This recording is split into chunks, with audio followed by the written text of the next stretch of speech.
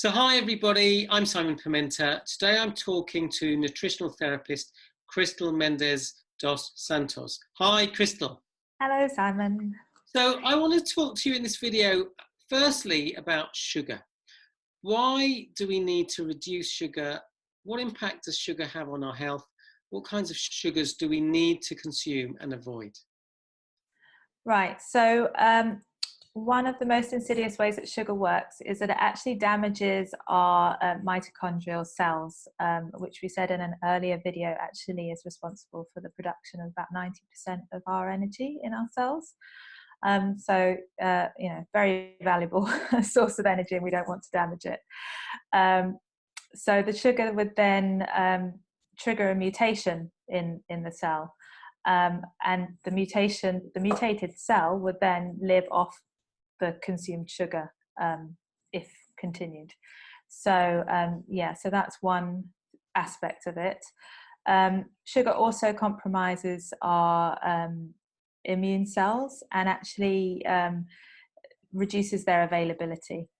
And it will also throw out the balance of our friendly and unfriendly bacteria, because the so-called bad bacteria likes to live off things like sugar. Now, 80% of our immune cells actually reside in our gut, so they require a nice balanced microbiome. So that's another reason to avoid sugar. Sugars that we should avoid, so should be looking at sugars that are refined and also refined carbohydrates. Carbohydrates are converted to glucose in the body. Glucose is sugar. And also any added sugars to pre-prepared foods that you might be buying in the supermarket. So also anything that's sweet, that says sugar-free or zero sugar. This will have an alternative sugar, which is usually a chemical, or something like a fructose, which is basically sugar from fruit. Right. So if you're looking at the ingredients and it doesn't say sugar in there, you think, oh, great, that's fine. Look for anything that's ending O's, as in O-S-E. For example, glucose, fructose. That's the way they kind of hide it for, the people that aren't aware. Right. If you want to reduce high sugar foods, then eat things like berries, grains or whole grains, and complex carbohydrates. So things like a whole grain brown rice as opposed to a white rice. They'll be naturally low in sugar. And just to give sugar some context, so the NHS says we shouldn't have more than 7 teaspoons of sugar, added sugar, a day. I would actually say we should be doing a lot less than that, but that's kind of a good starting point. Right. Okay, so thanks for that. Anything else you want to add about that? Actually, one question I was popped into my head is, I've been looking at sort of some paleo and keto recipes, and where desserts come in, they suggest using things like stevia. Have you got any thoughts about that? Yeah, so stevia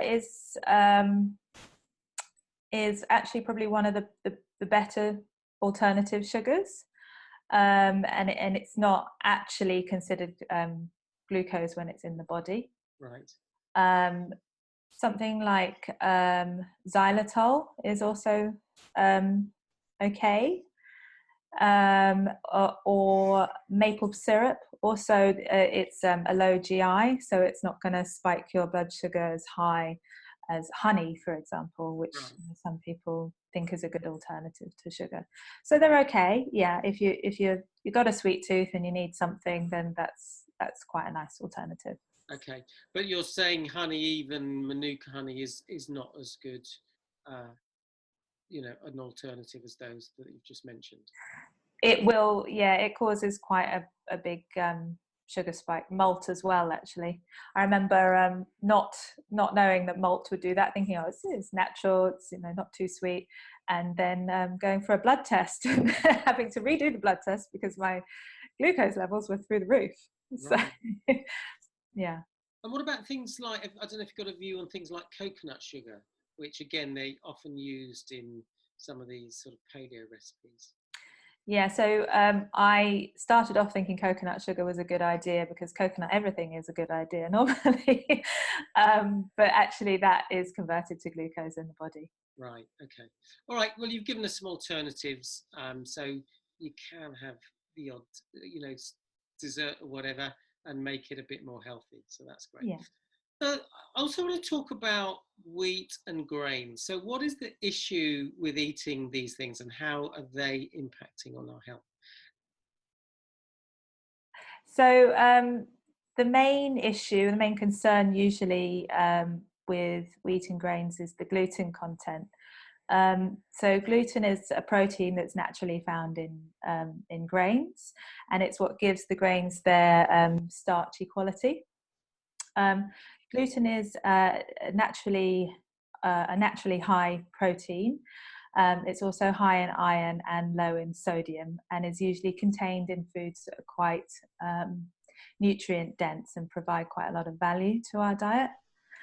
However, the problem with gluten really came through the agricultural revolution, with the over processing and use of grains, and in effect it's kind of changed the structure of the gluten protein. So this is where it's now causing problems for some people. So the body kind of, or the immune system, recognizes it as a toxin, and then attacks it, and there's an immune cascade which then will result in inflammation.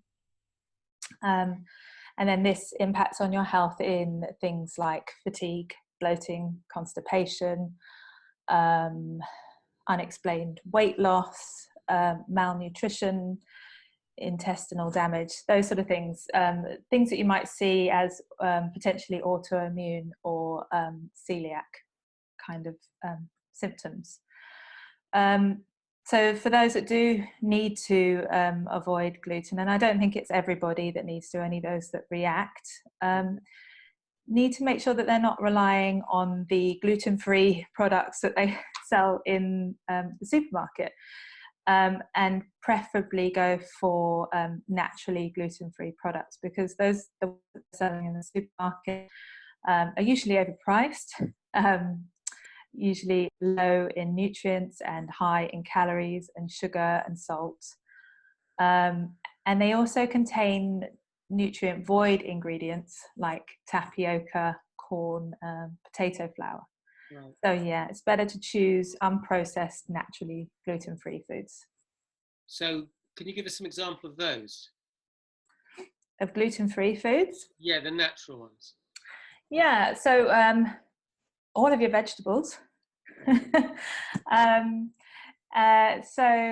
quinoa is a good one. Sourdough is also quite a good alternative if you're not celiac. If you like to have bread, sourdough is a good one to have. It doesn't react in the same way because of the way of the fermentation of the dough. Right. Millet is also another one. Yeah, so that's a few. Okay, all right. So yeah, great.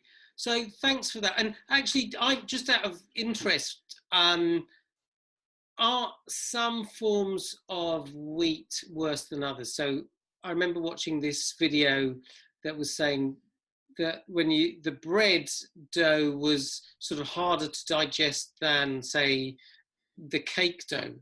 Any thoughts on that, or whether the difference between, say, eating bread and eating pasta? So for me, the difference is really whether you're choosing a whole grain or a processed grain. Some options are better than others, but I don't really see a difference in the way that bread is made and the way that a cake is made, because you're still using the same wheat, essentially the same flour. Right. So it's really more about looking at the final product. So like if you're going to buy a processed sliced bread, or as an alternative you're buying a wholemeal or a sourdough from your local bakery, you want to look at the kind of bakery that it is as well, because you've got to factor in oils and whether it's organic or non-organic and white or brown. So there's a few factors, but for me, I would look at wheat in the same light. Right. Okay. So thanks for that. So Crystal, if people want to get in touch, how can they do so? Yeah, so you can find me online on my website, which is www.livingenergynutrition.co.uk, and you can contact me through there. Or you can email me directly, which is Crystal, Crystal, at livingenergynutrition.co.uk. And if anyone's interested in talking to me one-to-one, I do offer a free exploratory call for anyone that feels they might need further help. Brilliant. Okay. So thanks, Crystal. Thanks, everybody, for watching. Look out for more videos. But until then, bye for now. Okay, thanks very much, Simon.